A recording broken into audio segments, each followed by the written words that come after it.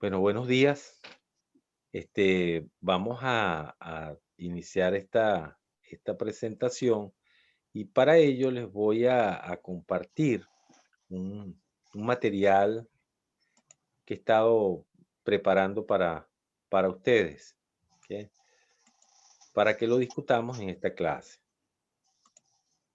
¿sí? Allí ven, ven las láminas, ¿ya las pueden ver? Sí, profe. Sí, perfecto, ¿no? Entonces vamos a colocar de esta manera.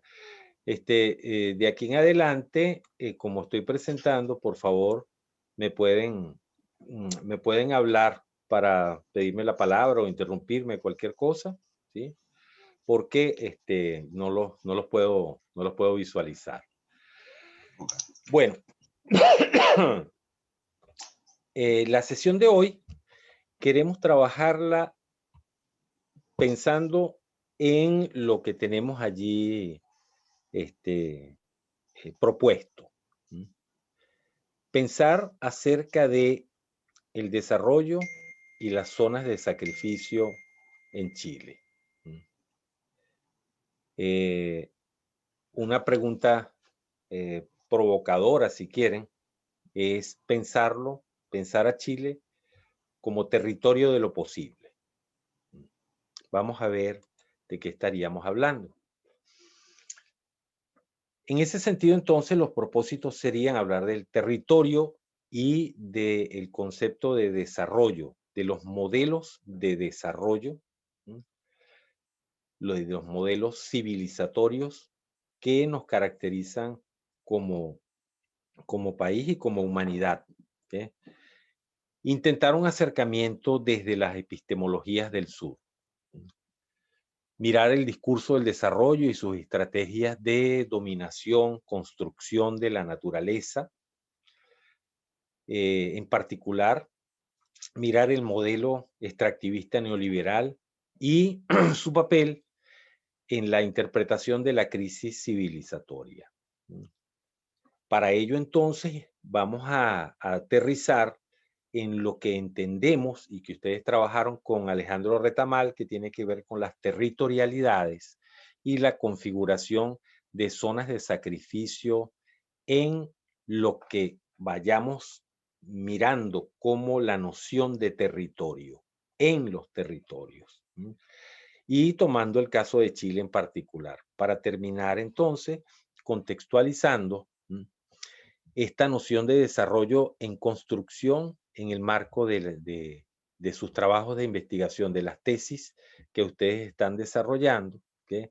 Como les digo, hablando en términos del territorio y los modelos de desarrollo que son pertinentes a esta discusión. Algunas láminas, en la mayoría les voy a presentar algunos textos, ¿no? Para que nos sirvan para ir comprendiendo de qué hablamos cuando hablamos de territorio, en este caso. ¿Okay? Y esto ustedes lo conversaban con Alejandro.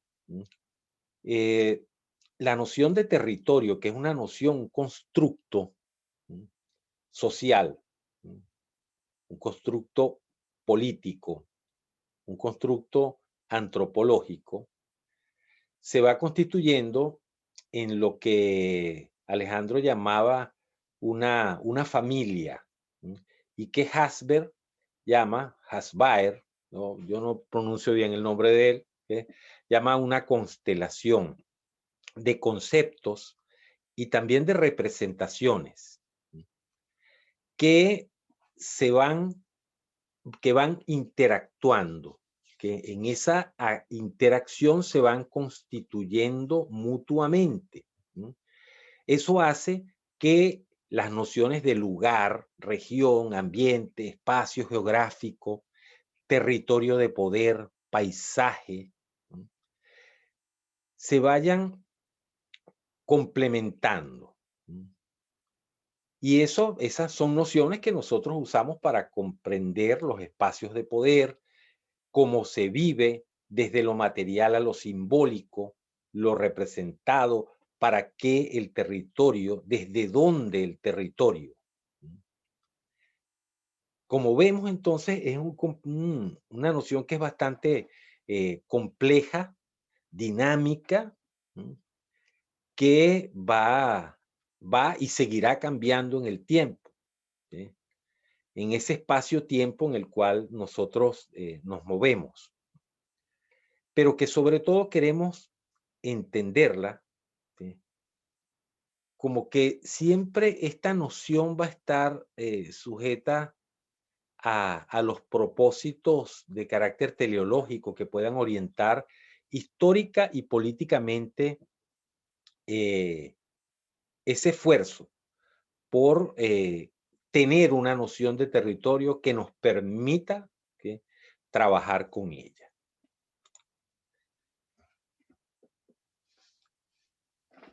Comprometernos entonces con mucho respeto, ¿verdad?, a hacer esta contribución a la construcción de lo que Buenaventura de Sousa Santos llama una epistemología, que aquí lo llamamos epistemologías del sur, ¿m?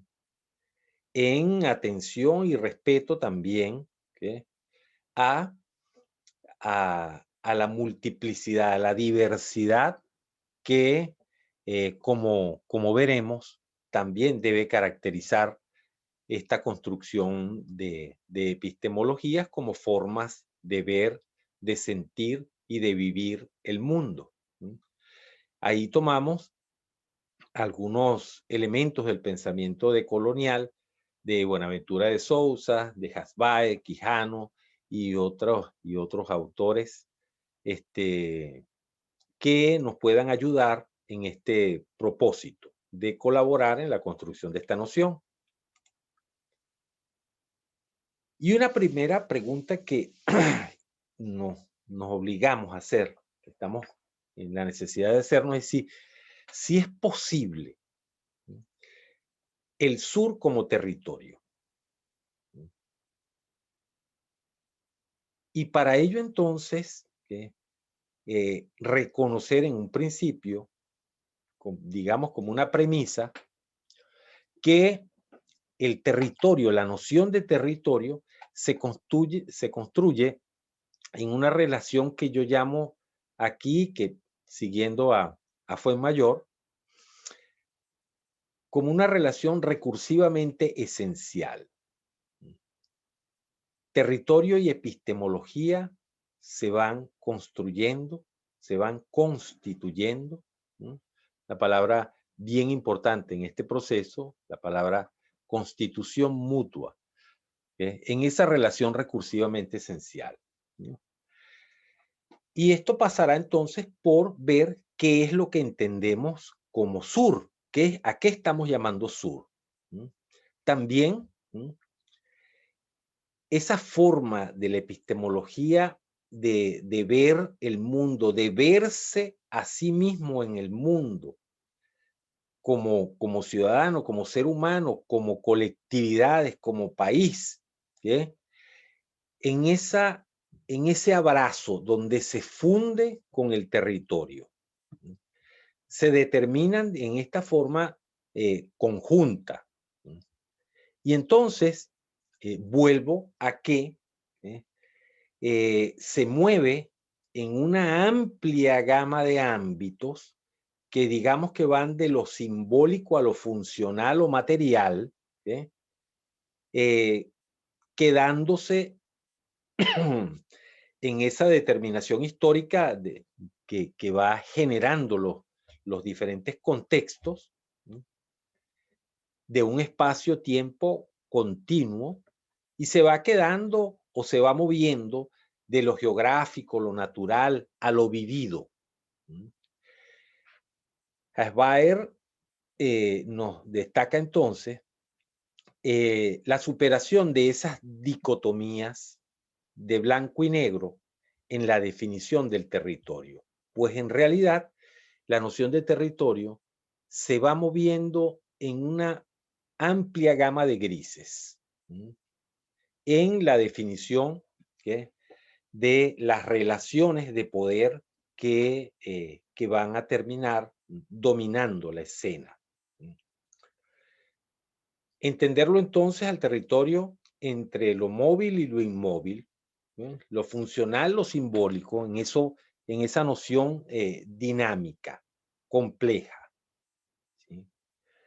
Esto es importante para la caracterización, por ejemplo, de cuál es la dimensión en la cual consideramos el territorio. Desde lo particular de nuestras pequeñas comunidades, a veces hasta de nuestras familias, pasando por espacios, como le comentaba a María Paz, de esos microterritorios que están en, en espacios confinados como la cárcel, ¿sí? Como las escuelas, que no como espacio confinado en este caso, pero como esos espacios de la escuela, ¿okay? O del sitio donde nosotros estamos trabajando, una institución, etcétera.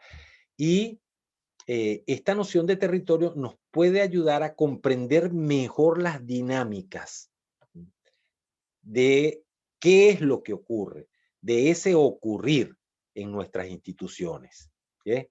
En lo que efectivamente nosotros lo queremos o no lo queremos, lo reconocemos o no, pero formamos un territorio. Esa es una primera consideración. Entonces, ¿es posible el sur como territorio? ¿Será posible? ¿Sí? En palabras de Hasbaer,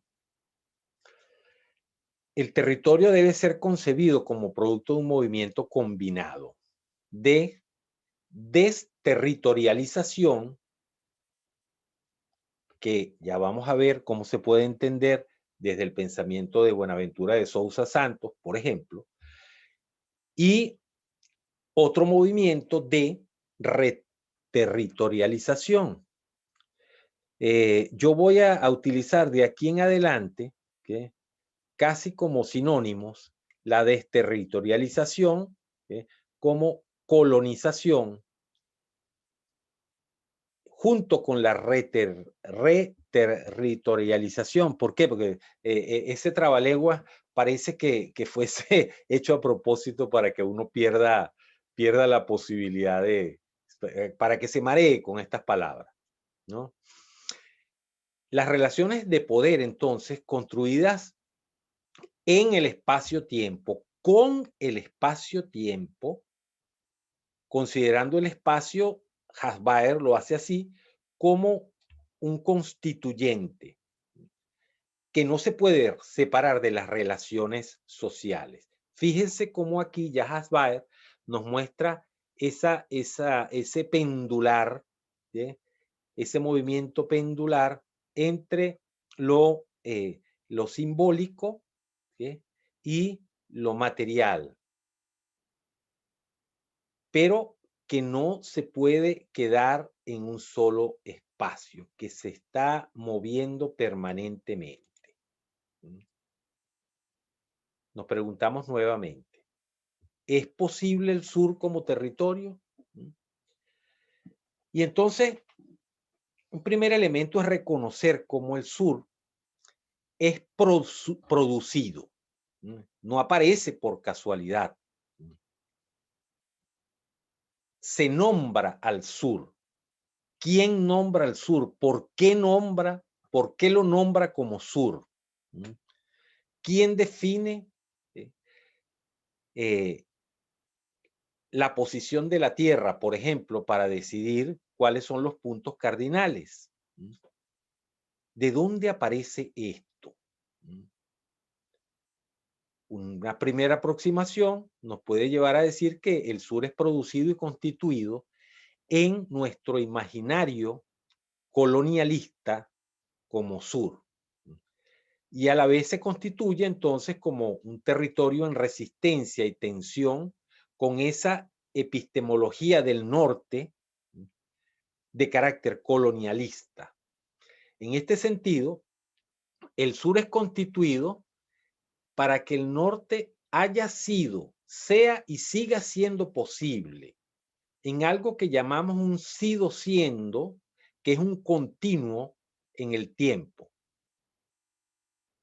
No hay pasado, no hay presente ni futuro, sino que todo es un solo tiempo en ese sido siendo, donde la desterritorialización, exactamente esa palabra, ¿no? La reterritorialización, la podíamos entender entonces como ese proceso de colonización, del que nosotros además formamos parte. ¿Por qué? ¿Sí? Porque es necesaria la participación del esclavo para que la esclavitud sea posible, independientemente de que no sea el esclavo el que decida la forma de relación.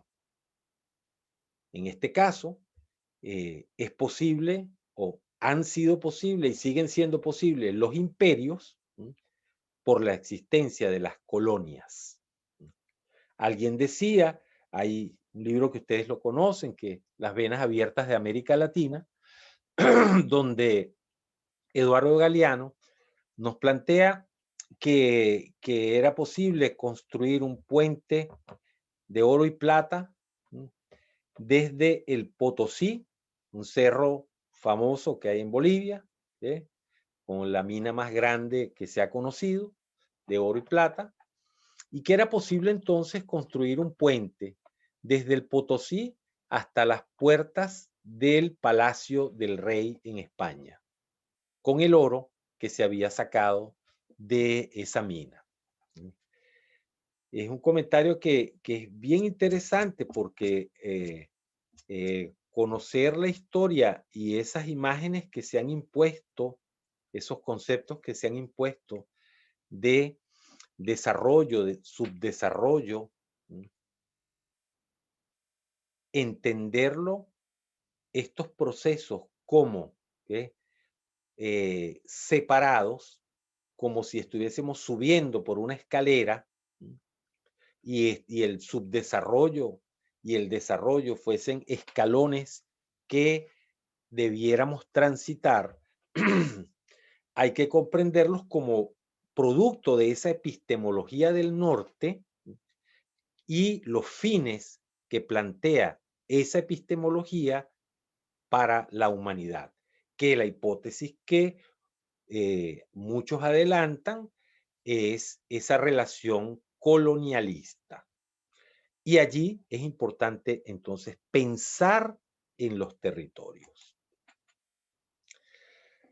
Para las ciencias sociales ha sido un gran problema y para los estudios en América Latina también, por el hecho de que este pensamiento a nosotros, esta epistemología del norte, hecha en el norte, ¿sí? Tenemos que estar hemos vivido haciendo el esfuerzo por adaptar nuestra realidad a la epistemología que la pueda entender y reconocer, en lugar de lo contrario, que la epistemología nazca de la realidad. El movimiento ha sido de trasplantar esas epistemologías, esas formas de entender el mundo a nuestras realidades. Tratar de meter nuestra realidad en esa cajita. Y cuando decía que es necesario que existan colonias para que existan imperios, es la forma como nosotros hemos y seguimos participando de ese juego, de ese perverso juego que trata de ajustar nuestra realidad vivida a la forma como es pensada y ha sido pensada desde el norte.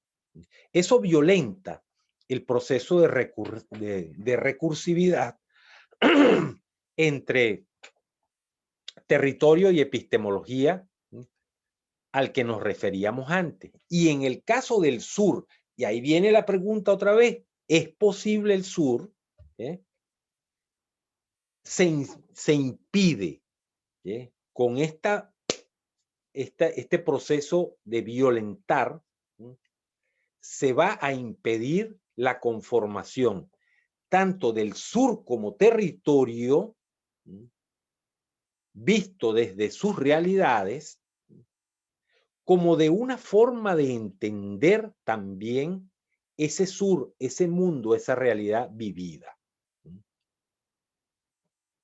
Entonces, decimos que cuando vemos los resultados, nos enfrentamos a la imposibilidad de construir desde lo vivido nociones de territorio y vivimos y construimos en nuestro imaginario una noción de territorio que muy probablemente no nos pertenece porque no sale desde nuestras realidades. Dado que esas realidades tratan de ser comprendidas por nosotros mismos, además, con esas epistemologías implantadas desde el norte. Esto indudablemente es un tremendo reto, porque no estamos partiendo desde cero. No estamos partiendo desde la condición inicial cuando a América Latina no había llegado la invasión europea en 1492, sino que esa realidad, y no podemos olvidarnos, yo no estoy diciendo que nos olvidemos de la realidad de nuestros pueblos originarios, por ejemplo, de sus concepciones del territorio, de su epistemología, que para conocerse y reconocerse como pueblos, como naciones. Lo que se está pidiendo no es olvidar eso, no, eso ¿sí? Forma parte en esa misma línea de tiempo del sido siendo en el que estamos, pero de lo que tampoco podemos olvidarnos ¿sí? Es de que en el proceso dinámico de interacción colonialista con las epistemologías del norte, la situación en la que estamos ahora en nuestras diversas realidades como subcontinente, para hablar en alguna dimensión, ¿sí? Son complejas. No podemos olvidarnos de los recorridos y de los resultados de esos recorridos. Aquí, la rueda tiene, y el agua tibia seguramente van a tener otras utilidades. Pensemos en esas utilidades posibles. Eso es un reto, ¿ok? Ver de qué sur estamos hablando. ¿Es posible ese sur? ¿Ok? ¿Cómo conocer ese sur? Son preguntas de las que nos plantea Buenaventura en este caso y que están en el pensamiento de Husserl, Quijano, de Enrique Dussel, por ejemplo. ¿Sí?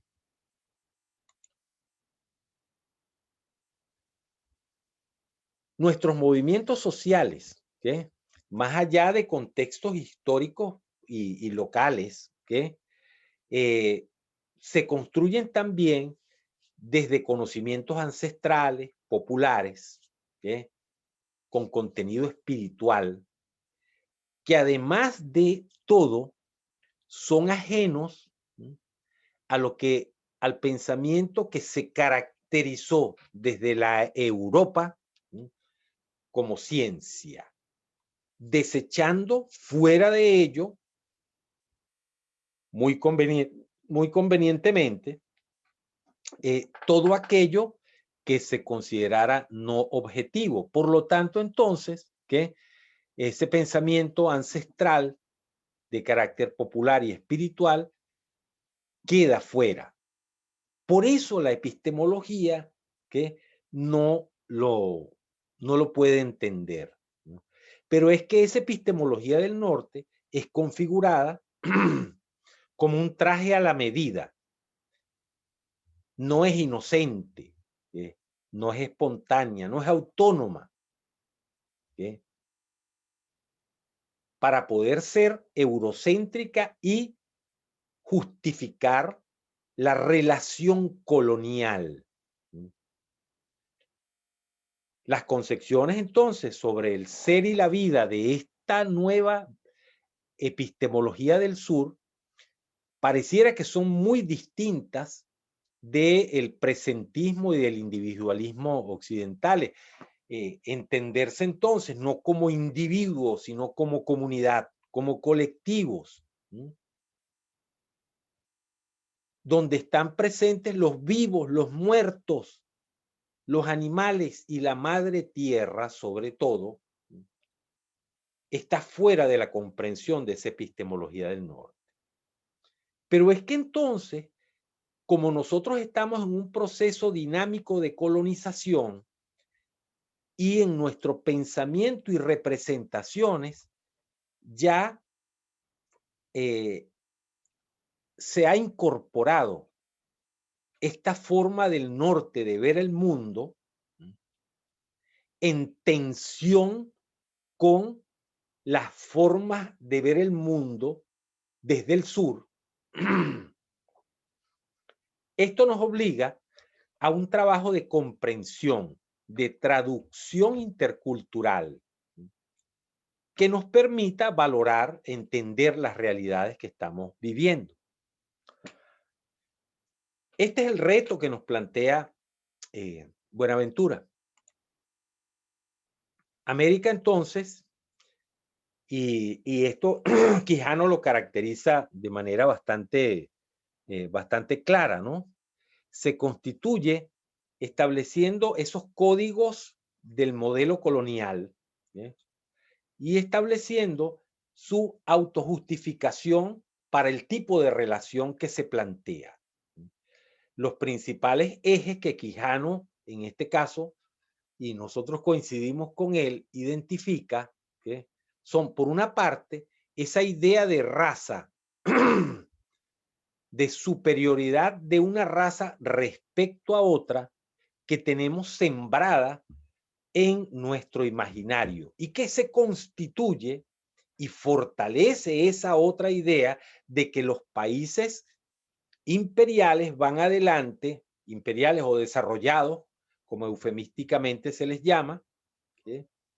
Van adelante respecto de nosotros, los pueblos subdesarrollados del tercer mundo, que vamos atrás o en la colita de la OCDE, como decimos acá en Chile respecto a la incorporación de nuestro país en la OCDE.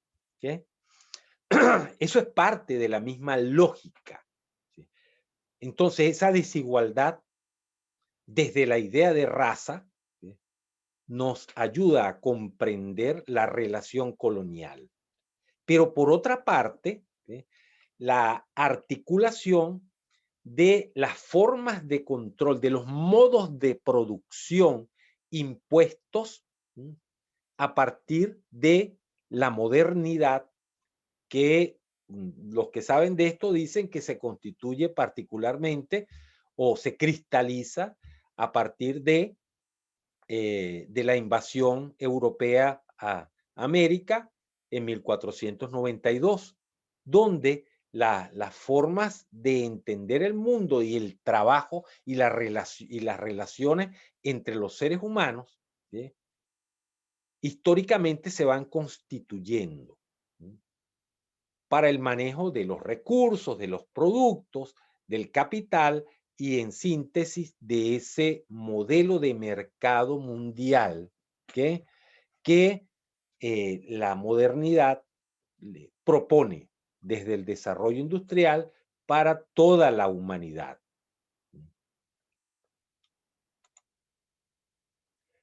De acuerdo con Buenaventura, ¿qué requerimos para entender esta realidad dinámica? Lo que él llama, ¿sí?, la práctica de una sociología de las ausencias, que tendría como objetivo mostrar que eso que no existe, y estoy hablando de las espiritualidades, de las formas propias de ver el mundo, de nuestras formas propias de ver el mundo y de comprenderlo y de relacionarlos con él, no existe porque de hecho ha sido producida activamente producida como no existente, como una alternativa no creíble a lo que existe, que es lo que ha impuesto la epistemología del norte. Esta sociología de las ausencias es tratar de conocer y reconocer esas realidades que han sido producidas como no existentes, como ausentes. Se trata entonces de que eso que ha sido descalificado como no creíble, esos objetos imposibles, ¿eh? Transformarlos en objetos posibles, creíbles. ¿Eh? Transformar entonces objetos ausentes en objetos presentes, posibles.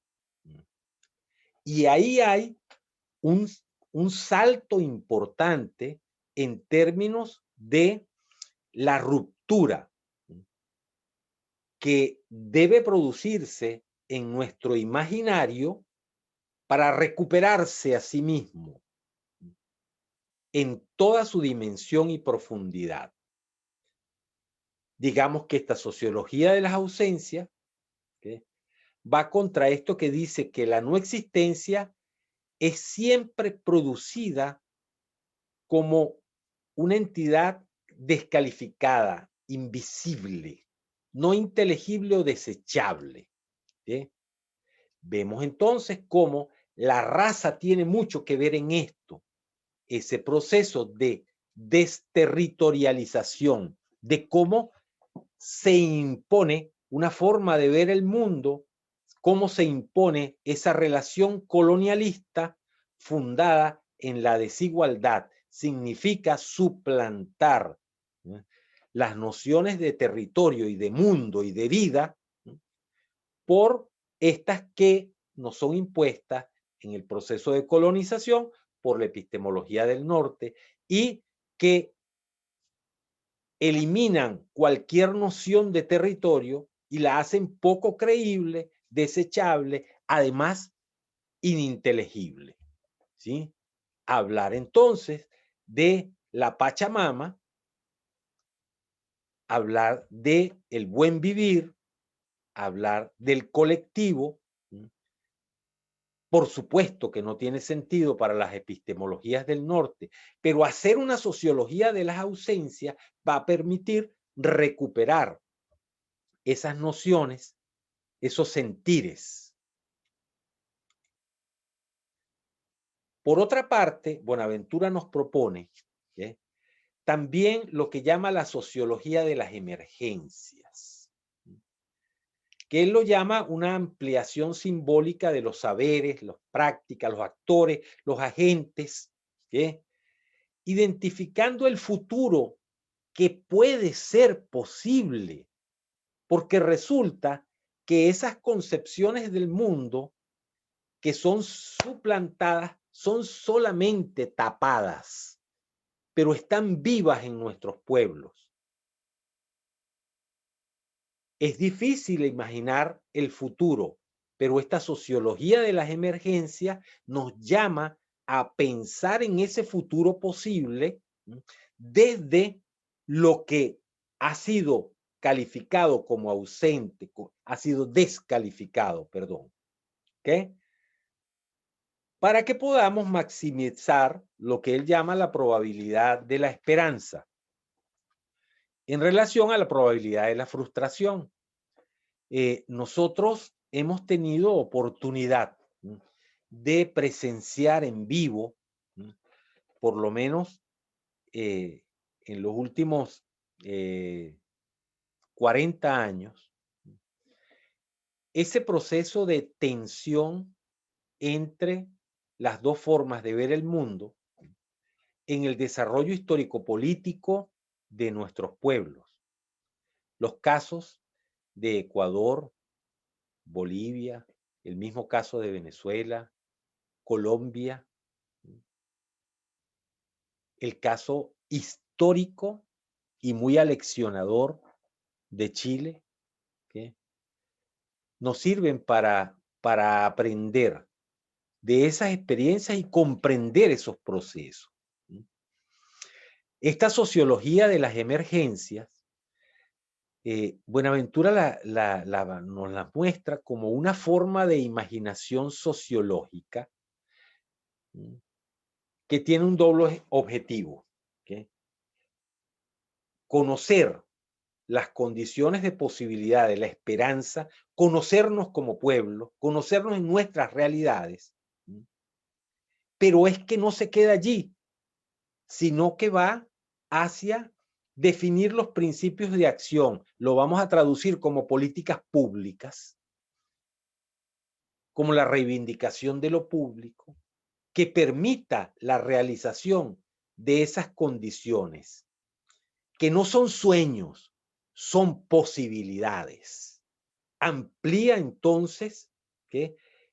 En lo que él nos llama esa ampliación simbólica de los saberes, es porque los hace válidos, los recupera, ¿qué?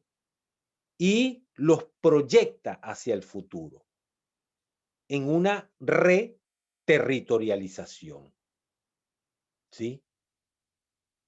En un territorio que, y valga el comentario en relación a lo que decía antes, quizás no va a ser el mismo que vivieron nuestros antepasados de los pueblos originarios. Quizás no va a ser el mismo. Quizás. Pero necesariamente va a ser otro, ¿okay? Que esta sociología de las emergencias nos invita a pensar. La sociología de las ausencias entonces amplía el presente. ¿Por qué? Porque recupera todo aquello que fue descalificado, ¿okay? Y la sociología de las emergencias va entonces también a seguir, a proyectar ese presente y por lo tanto ampliarlo, ¿sí?, hacia las posibilidades y expectativas futuras, ¿sí? Pensar, investigar acerca de esas alternativas que caben en el horizonte de las posibilidades concretas. ¿Por qué la cárcel, y hablando del caso de María Paz, es la cárcel tal y como la conocemos? Es que no es posible otra cárcel. Esta ruptura nos invita a pensar posibilidades concretas hacia el futuro desde una sociología de las emergencias.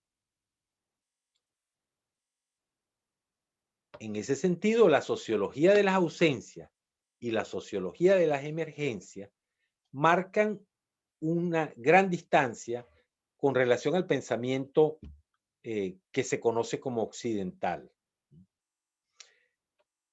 Esto es, en este trabajo, lo que Buenaventura nos presenta, y él mismo dice, es lo que yo he llamado la epistemología del sur.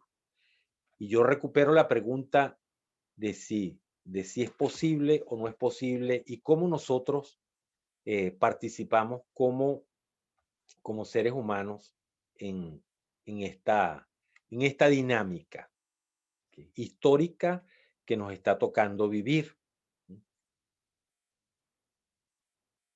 Es claro, y por eso yo recuperaba los casos de Bolivia, de Ecuador, que tenemos bien cercanos, pero también el caso nuestro como nación, que estos procesos son totalmente pertinentes y además totalmente presentes. Se van haciendo presentes y seguirán presentes, y nosotros debemos, el reto es ese, buscar cómo incorporarlos, cómo traducirlos, hacer esa traducción intercultural que podríamos hablar de una traducción transepistemológica que nos permita el diseño de políticas públicas para lo concreto, para lo que está ocurriendo, para la cárcel, para la pandemia, para los conflictos territoriales, en un sentido que vamos entendiendo cada vez más que ocurren en la Araucanía, para esos conflictos territoriales que ocurren en nuestra región de los lagos. Veamos.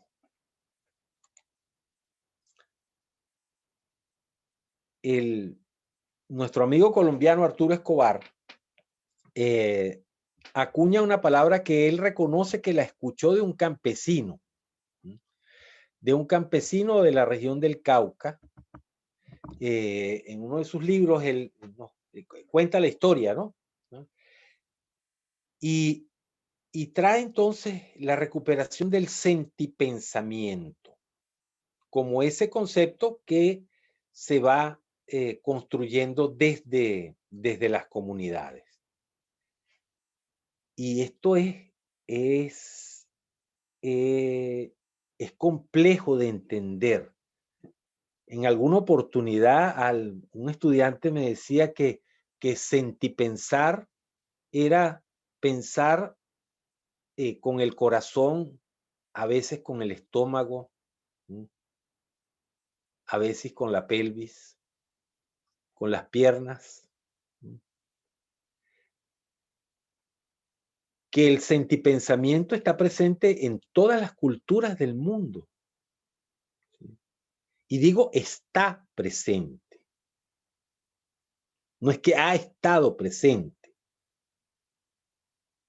Haciendo un poco de sociología de las ausencias, recuperar ese sentipensamiento como ese concepto que nos viene desde las comunidades.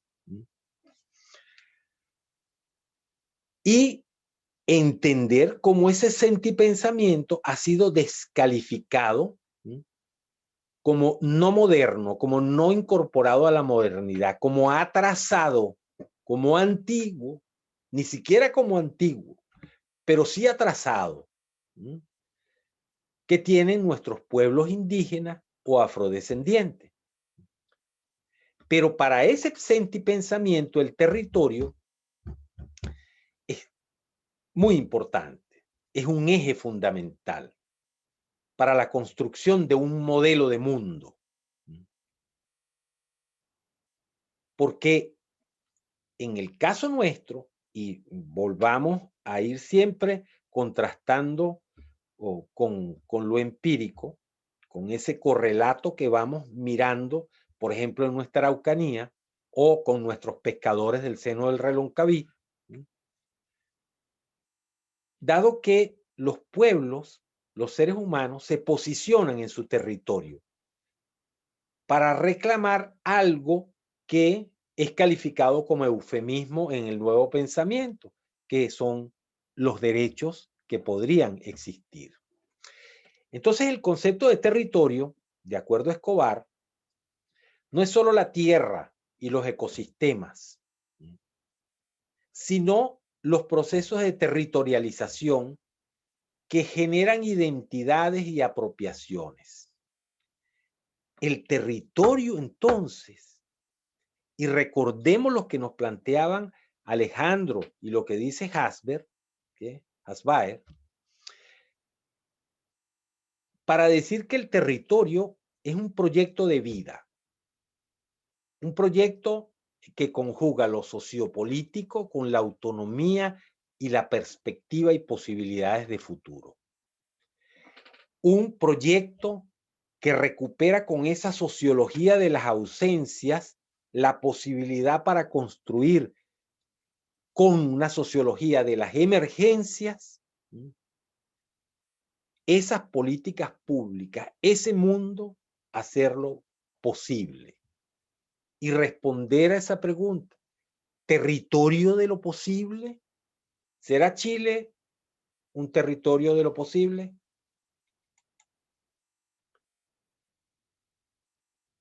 Y veamos en qué marco esto ocurre. Cuando hablamos de lo que se viene caracterizando, y esto no es una idea nueva, ¿sí?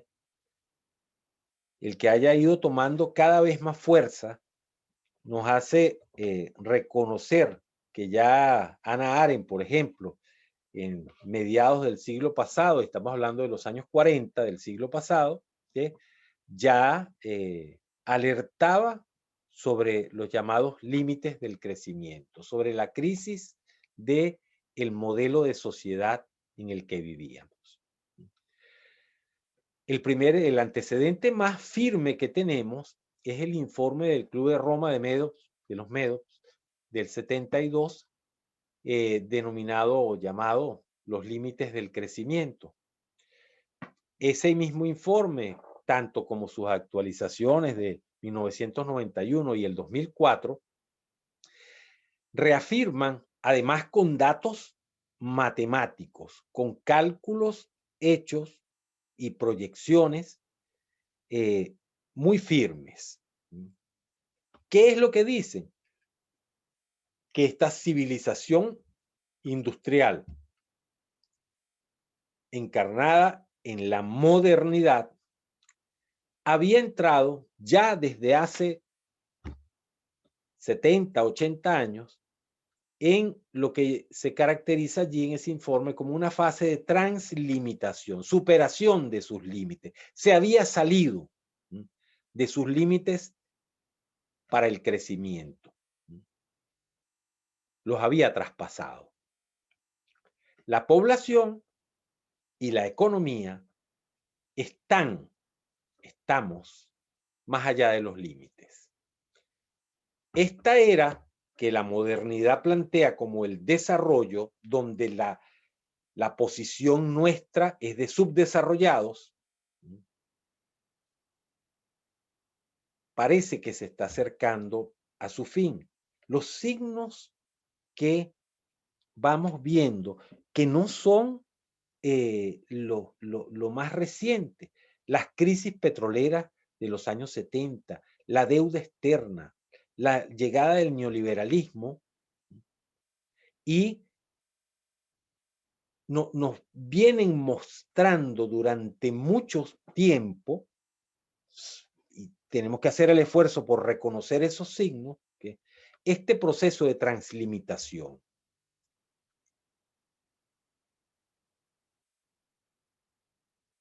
De hecho, lo que viene ocurriendo es que la posibilidad de reinvención de la modernidad, del desarrollismo y el mismo capitalismo se ha venido agotando. La posibilidad de reinventarse.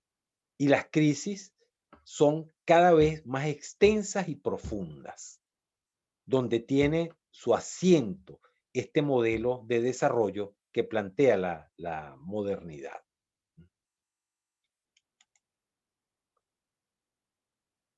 Recuperando en ese sentido, para decir que la modernidad como proyecto civilizatorio, este es un corte que se hace para esa distinción entre Occidente, no con no Occidente, sino sobre no Occidente, que la modernidad establece, ¿no?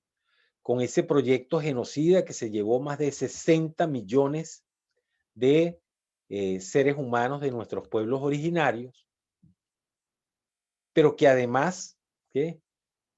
Y por eso aquí se habla de un proyecto genocida de la vida en su conjunto, desde otra concepción, vean, de territorio, ¿qué? Ese proyecto genocida de la vida, humana y no humana, de la naturaleza, de la Pachamama de la que formamos parte, de un proceso de destrucción que Buenaventura califica como epistemicidio. Es entonces ese proceso de destrucción epistemicida de otras civilizaciones, de formas diferentes, formas otras de conocer, ser y estar en el mundo. La historia de los incas y de los mayas es muy reveladora en este sentido. Cada vez vamos conociendo, en particular de la historia de los mayas, la escritura, las matemáticas, etcétera, que vienen siendo destapadas, no descubiertas, vienen siendo destapadas por la investigación seria, comprometida que se hace en ese sentido. Y que nos permiten afirmar, por ejemplo, y ya con una visión digamos, en nuestro pensamiento deformado en salud. Yo soy sanitarista de formación, ¿qué? Y cuando uno ve los sistemas de disposición de aguas servidas de las ciudades mayas y las ciudades incas, tiene que terminar reconociendo, y así lo reconocen pensadores y investigadores europeos, que dichas ciudades, en el momento en el que se produce la invasión, tenían sistemas mucho más avanzados que las ciudades que estaban al otro lado del Atlántico. ¿Okay? Pero esta modernidad, ¿okay?, que es impuesta por el colonialismo, se funda en ciertos principios organizadores de la vida. Adjudica entonces valor a algunos aspectos y se lo quita a otros. Los produce como incomprensibles, como fuera de lugar. Los desvaloriza, los desconoce, los invisibiliza. Es un modelo civilizatorio que parece agotarse hace ya mucho tiempo. Y a pesar de esas medidas de salvataje que se han aplicado. La modernidad, en síntesis, puede ser caracterizada en ese proceso de suplantación de colonialista como un proceso de desterritorialización en el sentido que nos los plantea Hasber. ¿De acuerdo? La multiplicidad de crisis del sistema capitalista mundial, que abarcan lo alimentario, lo energético y los recursos de la naturaleza, nos ayudan a caracterizar esta situación. La crisis civilizatoria, ya bien entendida, pone en riesgo no solo la valorización del capital y lo que está ocurriendo actualmente con el sistema SWIFT, por ejemplo, para el intercambio entre los países, con el respaldo de las monedas que terminan diluyéndose en esa máquina de fabricar dólares que tiene la Reserva Federal de los Estados Unidos y que hoy está puesta en discusión. La aparición de las criptomonedas, de otras formas de intercambio y relacionamiento entre las diferentes culturas, sociedades, países, vamos a llamarlo, ¿sí?, está emergiendo.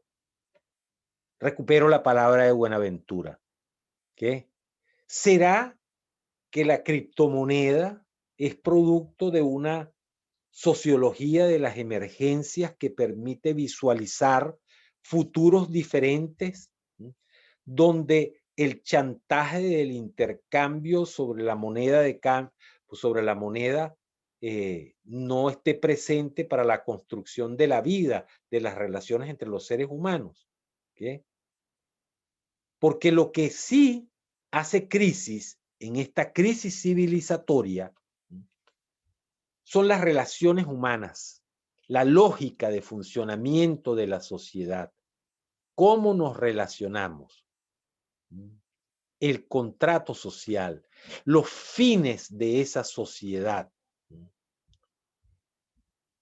que la modernidad la plantea a través de sus múltiples desarrollos que vamos viendo,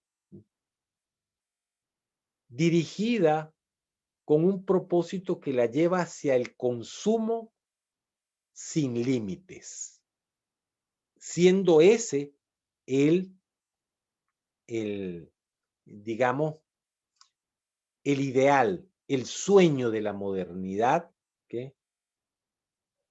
Concretado en los actuales modelos de desarrollo, plantea el crecimiento, un futuro que no tiene ningún límite. Esto en sí mismo es contradictorio conociendo los límites de la naturaleza, pero eso es escondido, eso no es pensado en esa epistemología del norte que sustenta ¿qué? El modelo civilizatorio de la modernidad, que hace crisis precisamente ¿sí? Por el problema de los recursos, por el problema de la naturaleza y de la relación con esa naturaleza. En esa lógica que hay que identificar claramente como una lógica del crecimiento y el consumo sin límites. Esterman dice que todas las crisis se fundamentan en un tipo de racionalidad. Y en el tipo, en esa racionalidad que ha gobernado, que ha sido hegemónica para la civilización occidental en los últimos, por lo menos, 400 años. Esterman también reconoce allí una serie de falacias y presupuestos incompatibles con la vida en general y la vida humana en particular. ¿Okay? Eso que anuncia el informe de Roma de los límites del crecimiento tiene que ver entonces con la precipitación del proceso de crisis de ese modelo del crecimiento y el consumo sin límites. El ideal planteado del consumo sin límites choca con alguien hacía un chiste con esto y decía que si los 1.400 millones de chinos, todos tuviesen todos los electrodomésticos, vehículos, yates, etcétera, el mundo se hunde de ese lado y traspasa y nosotros desaparecemos. ¿De acuerdo? Esa es una imagen interesante para pensarla. ¿Sí?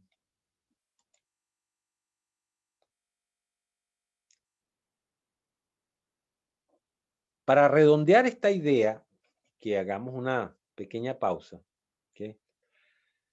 Vamos a pensar entonces en si el desarrollo es lo único posible. Aquí hay una confusión que no es solamente de carácter semántico, que tiene un profundo contenido político, y es la distinción entre lo que se entiende por desarrollo y lo que se entiende por progreso. Según esa distinción, el desarrollo apunta al mayor aprovechamiento, mayor de los recursos de la naturaleza y además del ser humano, entendido el ser humano como un recurso aprovechable. ¿Para qué? Para la generación de crecimiento, para la generación de ganancias, de capital en sus diversas modalidades, en un proceso que, por definición, en el desarrollo no tendría límites. ¿Por qué? porque en sí mismo la meta es el desarrollo. Es decir, se muerde la cola. Desarrollo encarnado en la modernidad occidental. Algunos lo llaman el sueño americano, ¿sí? Sin haber sido pensado en América. Por otra parte, se puede entender al progreso como un proceso organizado, armónico, como ese proceso organizado de aprovechamiento racional y armónico con la naturaleza de la cual nosotros formamos parte, para el logro de aquello que nos planteaban en esa sociología de las ausencias, ¿eh? Que debía recuperarse para el logro de una buena vida. ¿Sea acaso la felicidad? Bueno, ¿eh? Una forma de llamarla. El progreso sería un medio y no la meta. Vean la diferencia. ¿Okay? Por una parte, en el desarrollo es la meta en sí mismo. Y por otra parte, en el progreso es un medio para alcanzar la buena vida, la felicidad, etc. ¿Qué papel entonces juegan conceptos como sociología de las emergencias, de las ausencias, la reterritorialización en la construcción de esa epistemología del sur que nos haga posible que seguir adelante? ¿Okay? Vamos a tomar un pequeño espacio de tiempo. ¿Okay? Bueno,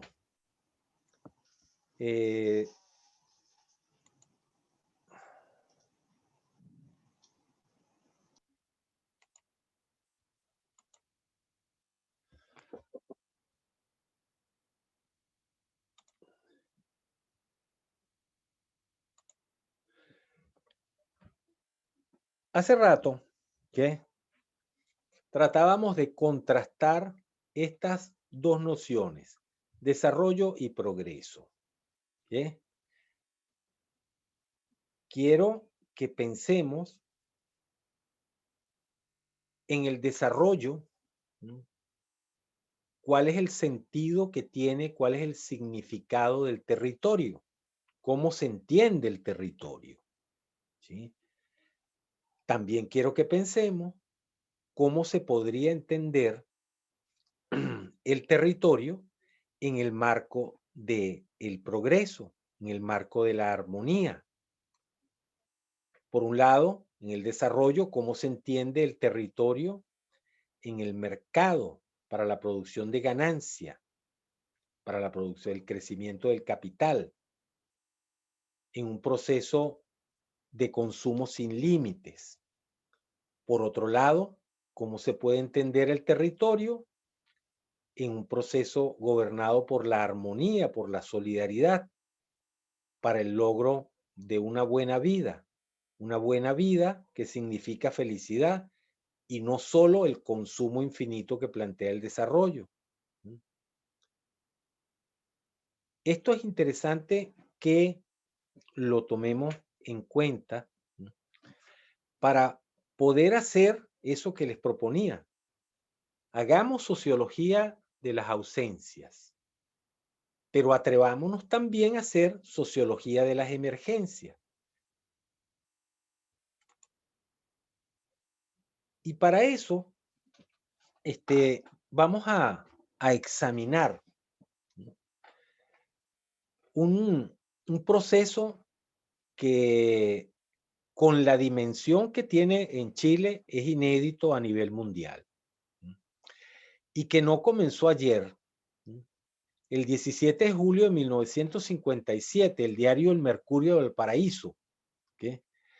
Ante la instalación de la fundición y refinería de Ventanas, informaba en su primera página y esto lo vamos a leer con calmita, ¿no? Los vecinos, la gente, deben mirar este problema con ánimo patriótico y aceptar algunos sacrificios. El ánimo patriótico es una lógica, ¿m? Que tiene que ver con esa epistemología del norte, con ese desarrollo extractivista que busca la ganancia. Entonces debe, con ese ánimo patriótico, aceptar algunos sacrificios.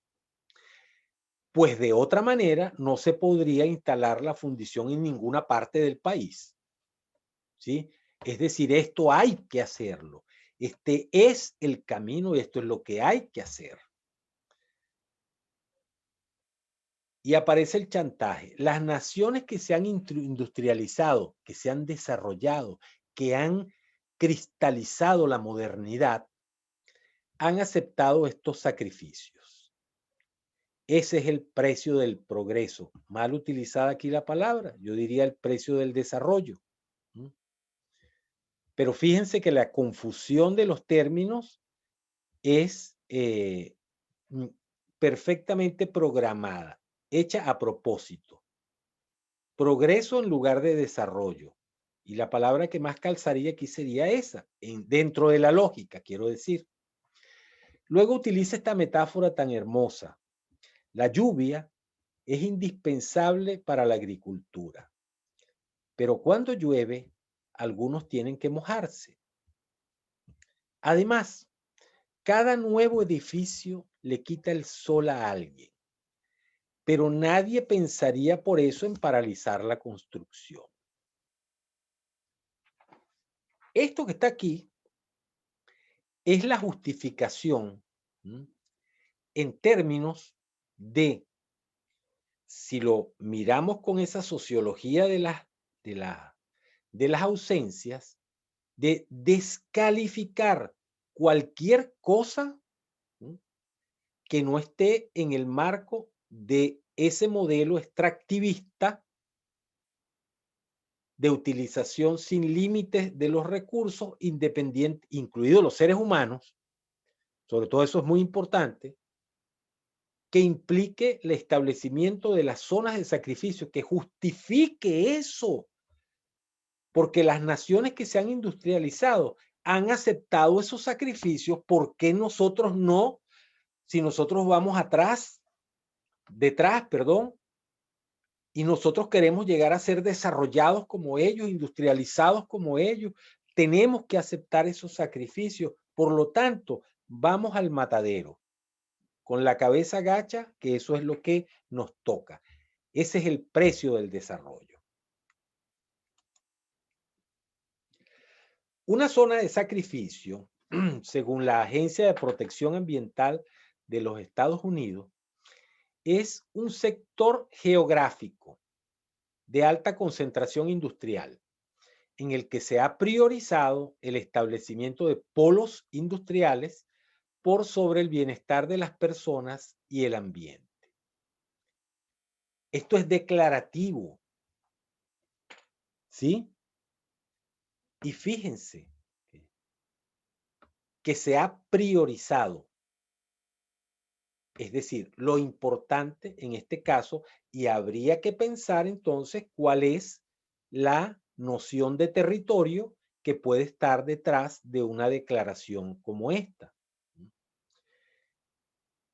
Esta declaración ha transitado un proceso de normalización progresiva, que en el caso de Chile, en el caso bien claro de Chile, en 1994 se regulariza el concepto en la legislación chilena, incorporándolo en la ley de bases generales sobre el medio ambiente, que es la ley 19.300 del 94, con lo que yo califico de eufemismos de zona latente y zona saturada.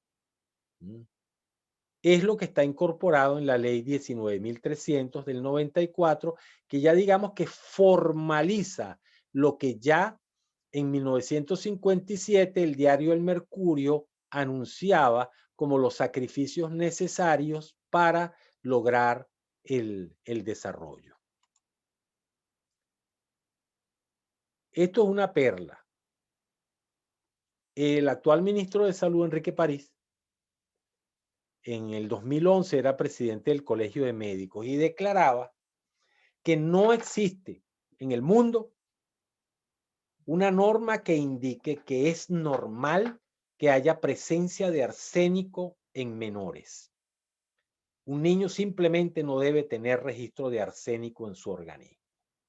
Esto era declarado en el contexto de las crisis ocurridas en Quintero y Puchuncaví, en la zona central del país, en la zona costera central del país, por la instalación de las termoeléctricas y los efectos que estaban provocando en la población y las inconvenientes reacciones organizadas de la población que llevó a la judicialización de los conflictos ambientales en Quintero y Puchuncaví. Vean lo que decía nuestro flamante ministro Enrique París. Y uno debería preguntarse entonces,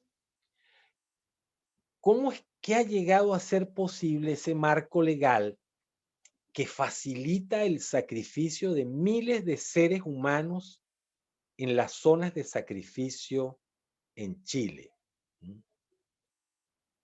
Registradas y estudiadas pasan de 50, de las que se hable abiertamente. Estamos hablando de 5 fundamentalmente relacionadas con la instalación de empresas termoeléctricas en los territorios de las regiones centrales del país, pero que también las tenemos presentes, ya reconocidas en proceso de instalación y desarrollo, ¿sí?, como por ejemplo nuestra querida zona de sacrificio del seno del Reloncaví, que se prolonga sin límites hacia el sur austral de nuestro país, pero están regadas por todo Chile, desde las zonas mineras hasta la Patagonia. Antes de ayer nada más se discutía en el Ministerio del Medio Ambiente, la posibilidad de la declaración de 3 zonas latentes adyacentes a las mineras del norte del país. 3 nuevas zonas latentes, no es que son 3, no, 3 nuevas zonas latentes o zonas de saturación que ya vamos a ver un poco más adelante de qué se trata. Y la pregunta entonces, ¿cómo es que eso ha llegado a ser posible? ¿Cómo es que se ha constituido una legislación que facilite eso? Una segunda pregunta podría ser, ¿cuál es el desarrollo que queremos? ¿Cuántos edificios queremos construir para taparle el sol a cuántos de nuestros hijos, de nuestras hermanas, de nuestros vecinos, de nuestros nietos, nuestra esposa, etcétera? ¿Cuál es el tipo de Estado que ha permitido y propiciado esto? ¿Tiene esto algo que ver con esa epistemología del norte, con esa modernidad en proceso de crisis civilizatoria como modelo, con el neoliberalismo sin límites, con el consumo y el aprovechamiento de la naturaleza, no para la felicidad, sino para la ganancia? ¿Tendrá algo que ver con eso? Pero quiero que vayamos pensando que en esa sociología o desde esa sociología de las ausencias, desde esa sociología de las emergencias, que vayamos pensando en lo que ha sido siendo, en lo que ha estado siendo y en cómo abrir las posibilidades para la esperanza. Y suena romántico, así creo que es como quiero que suene. La Constitución de 1980 de la República de Chile, ¿qué? Y la legislación que se deriva de ello, lo que pareciera es que han sido condición necesaria y suficiente para que ocurra en relación a la pregunta del marco legal. Porque si bien el artículo 19 consagra el derecho a vivir en un medio ambiente y señala un medio ambiente libre de contaminación, señala o cautela el deber del Estado de velar para que ese derecho no sea afectado. En el mismo artículo da la fórmula para no cumplirlo, pues dice que la ley podrá establecer excepciones, restricciones específicas, etcétera, etcétera, para además cautelar el derecho a desarrollar cualquier actividad económica basado en la libertad de empresa. Eso posibilitó en nuestro país el fortalecimiento de lo que todavía hoy en día persiste, pervive y gobierna, que es la doctrina Frey.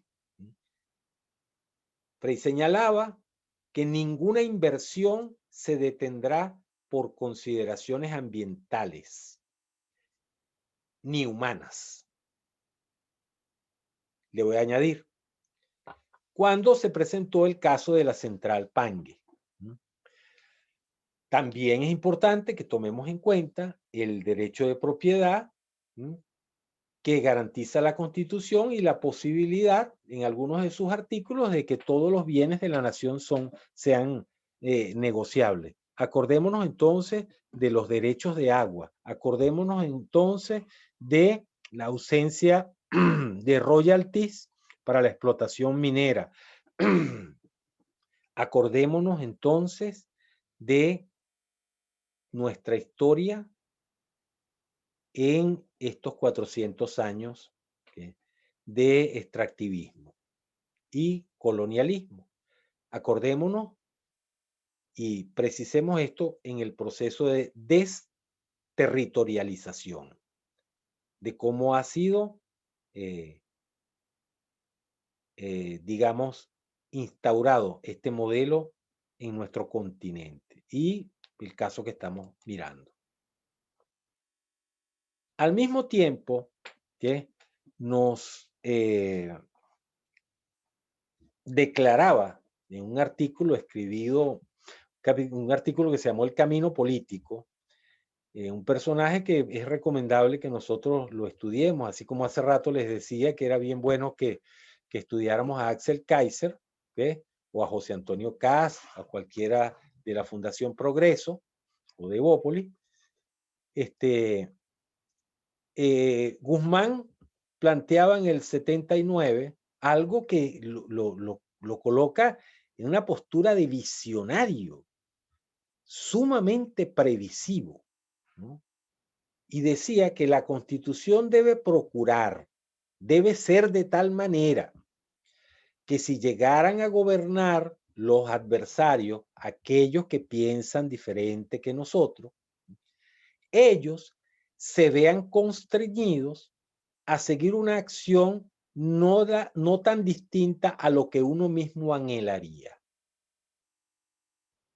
Porque, valga la metáfora, esas son palabras textuales, al margen de alternativas que la cancha imponga, de hecho, a quienes jueguen en ellas les sea lo suficientemente reducido el espacio para ser extremadamente difícil que actúen de manera contraria. Esta es, de hecho, la característica que tiene la Constitución de 1980 y cómo cautela la posibilidad de que no podamos salir de esos márgenes que planteaba y de la forma como facilita, en este caso, ¿sí?, la instalación, la constitución de formas, de zonas de sacrificio en Chile.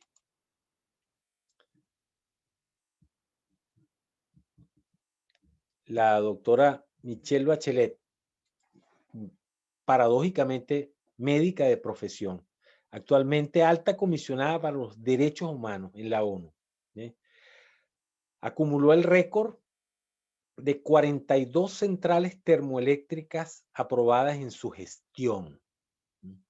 Modificó la normativa de ordenamiento territorial y en las últimas semanas de su gobierno, en el 2010, y a carreritas, a paso apresurado, le abre paso a la instalación de la central Campeche, propiedad de una transnacional estadounidense llamada Ash Jenner, como reconocimiento a su destacada labor. En el 2017, en diciembre, le entregaron el premio de Campeona de la Tierra. Esa es la máxima distinción de la ONU para quienes tienen que ver con las políticas de medio ambiente. Esto es bien interesante mirarlo, ¿no? Cómo se premió, ¿sí?, el récord que acumuló este personaje como campeona de la Tierra. ¿La Tierra para quiénes? ¿La Tierra en qué lógica? ¿De qué territorio estamos hablando cuando hablamos de la labor premiada de la presidenta Bachelet? Cuando comparamos la normativa chilena, y es un poco para asomarnos someramente, en el artículo que les recomendé para lectura hay una revisión del marco legal un poco más amplia, ¿no? Pero cuando comparamos esa normativa chilena con los estándares internacionales de la OMS, por ejemplo, el estándar de Chile de concentración de dióxido de azufre, ¿sí?, en 24 horas, que es un indicador que se utiliza de la contaminación, así como los indicadores de micropartículas, etcétera, etcétera. En el caso del dióxido de azufre, es el doble de lo que recomienda la Unión Europea. Es el que está vigente. Pero es que además es 12 veces más que lo que recomienda la OMS. Esto es por lo menos curioso, ¿sí? Porque el secreto mejor guardado, ¿sí?, son las estadísticas epidemiológicas de cáncer, por ejemplo, ¿sí?, de otras enfermedades respiratorias en estas zonas de sacrificio que se han instalado en Chile, ¿sí? Y volvemos a la pregunta, ¿territorio de lo posible? Chile se ha venido constituyendo durante las últimas décadas, estamos hablando de unas 6 décadas por lo menos, en una gran zona de sacrificio, donde las empresas transnacionales hacen lo que no pueden hacer en sus propios países. ¿Por qué? Porque ese marco legal es la licencia que tienen para manipular los índices y pasar por sustentables, bajo el amparo de esa Constitución de 1980 y toda la legislación que se ha derivado de ella. Este es el marco que hace posible las zonas de sacrificio, ¿sí? Esta ley sobre bases generales del medio ambiente que declara y acepta, de hecho, que una zona latente es aquella en la que la medición de la concentración de contaminantes en el aire, agua o suelo se sitúa entre el 80 y el 100% del valor de la norma de calidad ambiental.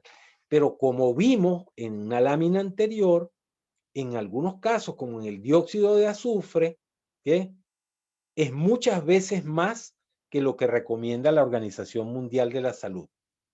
Por supuesto, colocando eso bien entrecomillado, esto de la Organización Mundial de la Salud.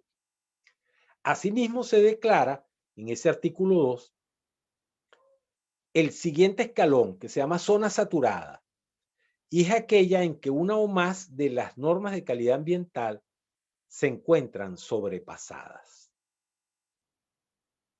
Este es el marco legal que, pues, parte del marco legal que ha sido perfeccionado, como se dice aquí en Chile, refundido y actualizado, ¿sí?, para hacer posible la existencia de las zonas de sacrificio. Zonas de sacrificio que tienen pleno sentido para un modelo de desarrollo extractivista basado en el consumo sin límites. Pensemos entonces qué tiene que ver eso con las realidades a las que nos estamos aproximando. Pero este es el marco en el que trabajamos. Esos criterios quedan bajo la responsabilidad de ese Ministerio del Medio Ambiente creado en el 2010, ¿ok?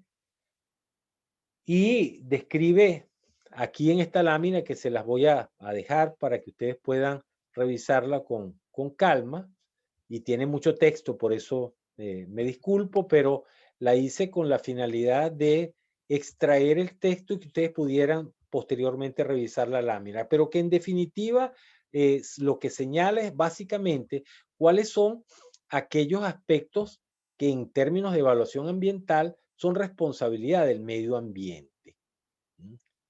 Vigilar además los riesgos para la población, ¿okay?, y ver cómo eso altera algo que es importante que podamos tener en cuenta, que es ese reasentamiento de comunidades humanas como un efecto, ¿okay?, de la actividad industrial. La alteración de los sistemas de vida y las costumbres, de los modos de vida de los seres humanos. De eso hablábamos y lo comentamos un poco en el artículo con Retamal, cuando mirábamos los criterios para intentar caracterizar a nuestro seno del Reloncaví y al sur austral como zonas de sacrificio en desarrollo. De esos criterios que de alguna manera están resumidos en esta lámina y que les voy a dejar para que después lo puedan mirar con un poco más de calma.